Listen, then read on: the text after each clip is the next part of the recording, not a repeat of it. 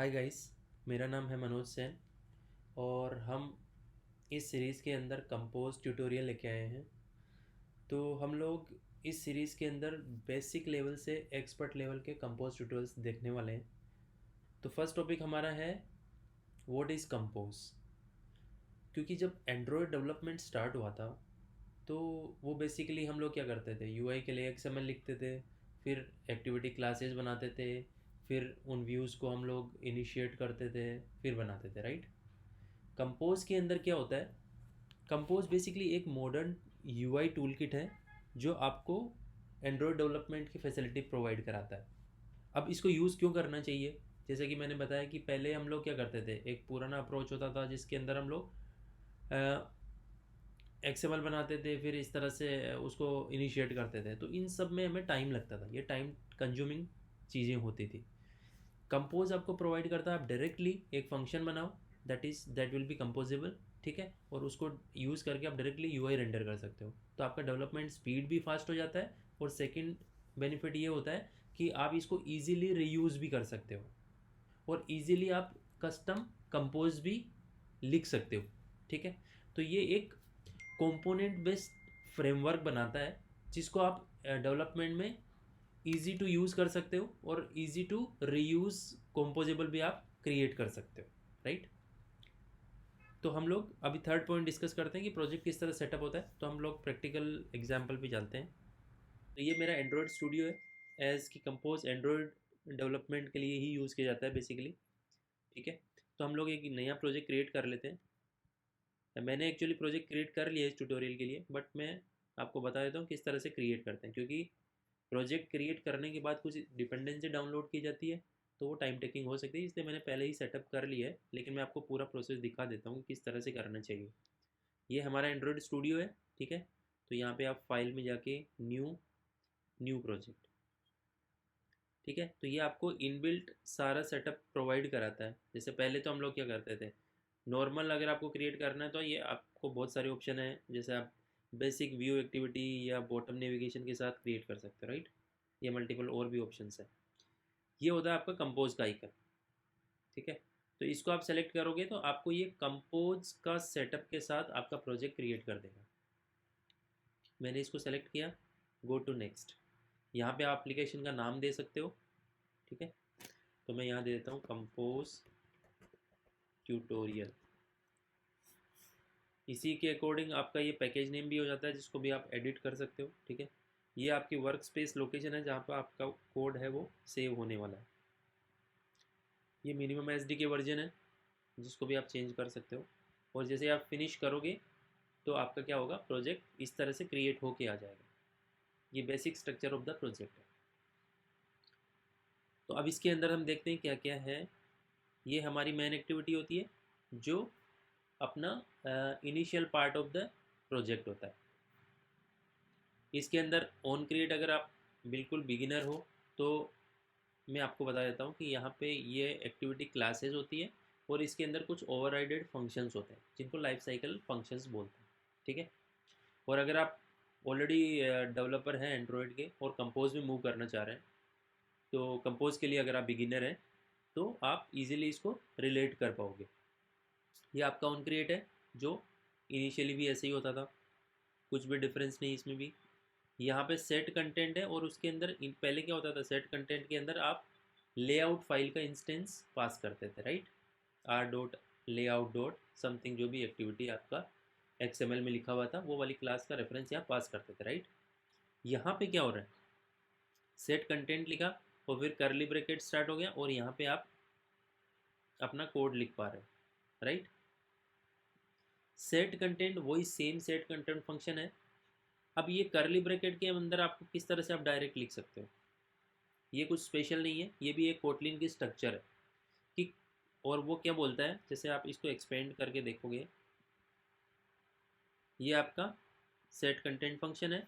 इसके आप पैरामीटर देखो, फर्स्ट वाला है एक पेरेंट है जो नलेबल है, दूसरे वाला है कंटेंट नाम से और वो क्या है, एक कंपोजेबल फंक्शन, ठीक है।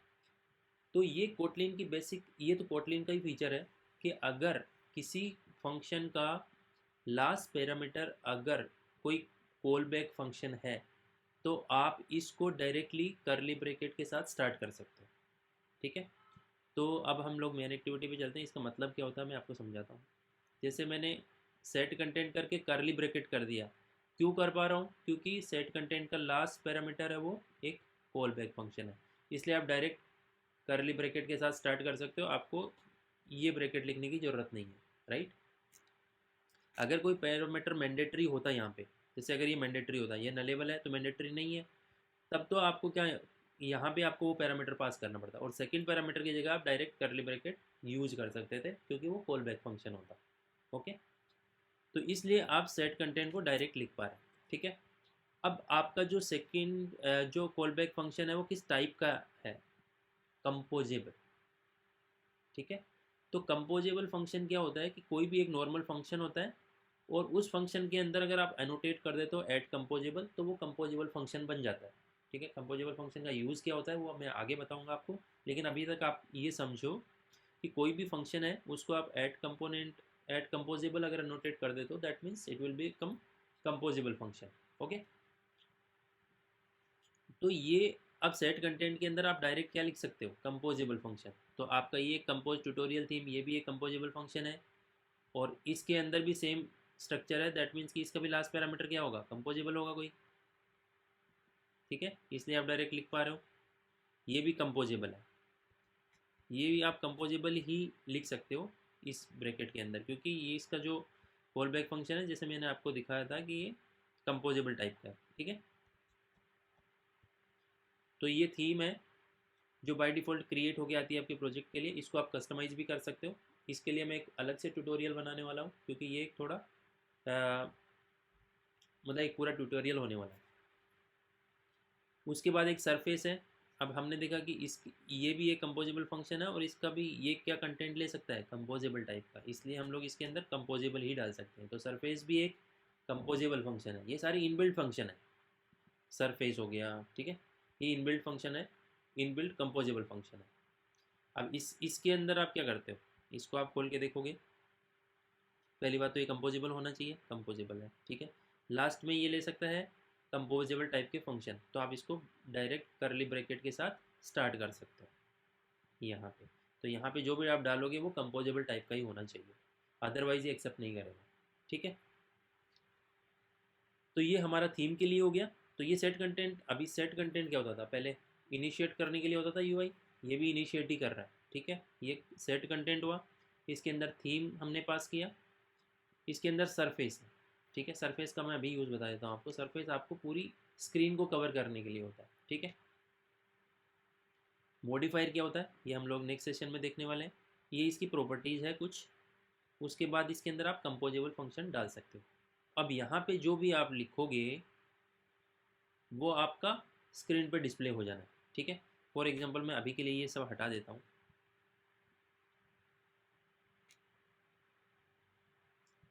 यहाँ तक सरफेस हो गया, आप सरफेस को भी हटा सकते हो लेकिन मैं अभी रख लेता हूँ यहाँ पे। यहाँ पे मैं क्या करता हूँ, अगर आपको, अब जैसे कंपोजेबल के अंदर आप कंपोनेंट किस तरह से लिखते हो, ठीक है, यूआई किस तरह से बनाते हो। पहले हम लोग एक्सएमएल बनाते थे, अब कंपोजेबल के अंदर किस तरह से बनाते हो। वहाँ पे आप एक्सएमएल में डिफाइन करते थे, फिर यहाँ इनिशिएट करते थे, तो थोड़ा सा टाइम टेकिंग हो जाता है, राइट। यहाँ पे देखते हैं, टेक्स्ट एक कंपोजेबल फंक्शन है क्योंकि आप इसमें जो भी लिखोगे वो कंपोजेबल होना चाहिए, क्योंकि जैसे भी मैंने आपको यहाँ पे अभी एक्सप्लेन किया कि सरफेस के अंदर ओनली कंपोजेबल फंक्शन आप लिख सकते हो। तो text is a composable function. Text property कुछ भी आप स्ट्रिंग डाल दो इसके अंदर। हेलो,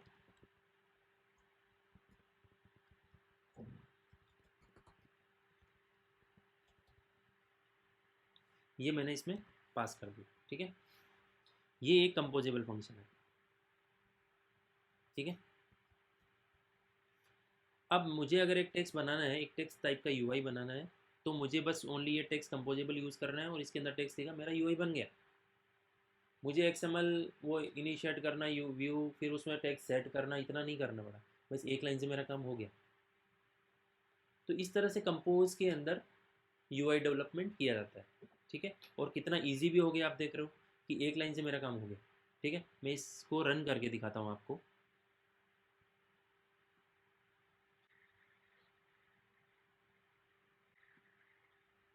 ये हमारी एप्लीकेशन रन हो गई है।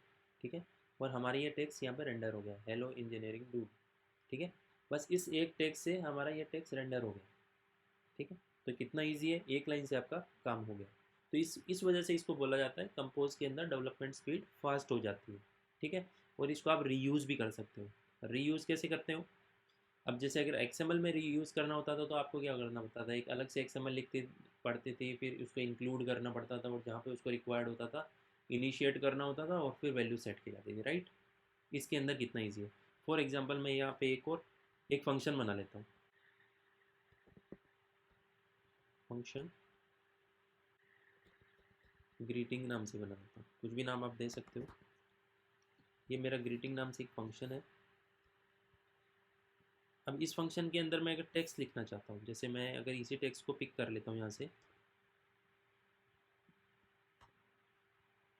अब ये क्या बोल रहा है कि आपने इस फंक्शन के अंदर एक फंक्शन लिखा, दैट इज़ कंपोजेबल। तो कंपोजेबल फंक्शन आप कंपोजेबल के अंदर ही लिख सकते हो, राइट। तो आपको इस फंक्शन को क्या बनाना पड़ेगा, कंपोजेबल। तो मैं यहाँ पे बना देता हूँ इसको कंपोजेबल। ठीक है, एरर हट गई मेरी। और कंपोजेबल फंक्शन का नॉर्मल फंक्शन हम लोअर केस लेटर से लिखते हैं, यहाँ आपको कैपिटल से लिखना पड़ेगा। ठीक है, ये स्टैंडर्ड होता है। तो ये मेरा कंपोजेबल फंक्शन बन गया। अब मैं इस वैल्यू को डायनेमिक कर देता हूँ अगर।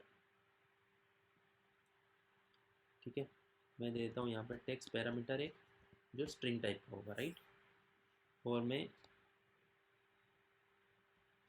इस वैल्यू की जगह ये डायनेमिक वैल्यू पास कर देता हूँ, जो हम लोग इस तरह से करते हैं, राइट। यहाँ पे कोई डिफरेंस नहीं है। अब ये ग्रीटिंग है, इसको मुझे यहाँ पे कॉल करना है, राइट। तो ग्रीटिंग को मैं कर सकता हूँ क्योंकि ये मेरा कंपोजेबल फंक्शन है, ग्रीटिंग। और इसकी वैल्यू मैं दे देता हूँ यहाँ पे। ठीक है, तो अब मैंने ग्रीटिंग डाला और वैल्यू ये पास कर दी, ये वाला टेक्स्ट है मेरा यूज़ हो जाएगा, राइट। आ गया सेम। अब आप इस फंक्शन को कहीं भी यूज़ करोगे विद द डायनेमिक वैल्यू, तो ये रीयूजेबल हो जाएगा इजीली। ठीक है, तो इस तरह से ये रीयूज़ किया जा सकता है। इसी तरीके से अगर मुझे कोई और कंपोजिबल बनाना है, दैट मीन्स अगर मैं कोई बटन यूज़ करना चाहता हूँ, तो बटन का भी क्या कॉन्सेप्ट होएगा। आप यहाँ पे बटन नाम का कंपोजिबल लिखो। ऑन क्लिक ये इसकी प्रॉपर्टी है, इसको अभी डिस्कस नहीं करते। डायरेक्ट हम लोग क्या करेंगे, ये जो करली ब्रैकेट है इसके अंदर आप डायरेक्ट अगर इसका टाइटल देना चाहते हो तो डायरेक्ट एक कोड टेक्स्ट कंपोजेबल आप इसमें लिख दो। ठीक है, और मैं इसका नाम देता हूँ क्लिक मी। ठीक है, और मैं अभी के लिए इसको कमेंट कर देता हूँ। और मैंने एक बटन बनाया, ठीक है, और मैंने इसके अंदर टेक्स्ट दे दिया क्लिक मी। तो ये मेरा बटन बन गया कंपोजेबल के थ्रू। मैं इसको रन करके देखता हूँ, ये मेरा बटन बन गया। इसकी प्रॉपर्टी बाद में सेट की जा सकती है, लेकिन इस तरह से आपका कंपोजेबल क्लिकेबल भी है। ठीक है, तो इस तरह से हम लोग कंपोजेबल क्रिएट कर सकते हैं, और उनका यूज़ करके हम लोग ईजिली यूआई डिज़ाइन कर सकते हैं। तो होपफुली ये वीडियो आपको अच्छा लगा होगा। इस वीडियो को यहीं पे समाप्त करते हैं। नेक्स्ट सेशन में हम देखेंगे कि ये जो जैसे हमारा एक बटन बना तो इस तरह से बन गया, ठीक है, तो इसको प्रॉपरली कैसे स्क्रीन पे सेट किया जाता है, इसकी प्रॉपर्टीज़ किस तरह से डिफ़ाइन की जाती है, ठीक है, इसको ब्यूटीफाई किस तरह से किया जाता है, उसके लिए हमारा जो नेक्स्ट सेशन होने वाला है वो यूजिंग मॉडिफायर होने वाला है। ठीक है, तो अगर आप इस सेशन के अंदर नए हो तो मेरे चैनल को सब्सक्राइब कर लीजिए, क्योंकि ये वाली जो सीरीज़ होने वाली है वो बेसिक टू एडवांस लेवल पे जाने वाली है। ठीक है, तो हम मिलते हैं नेक्स्ट सेशन के अंदर। So thanks for watching this video. Bye bye.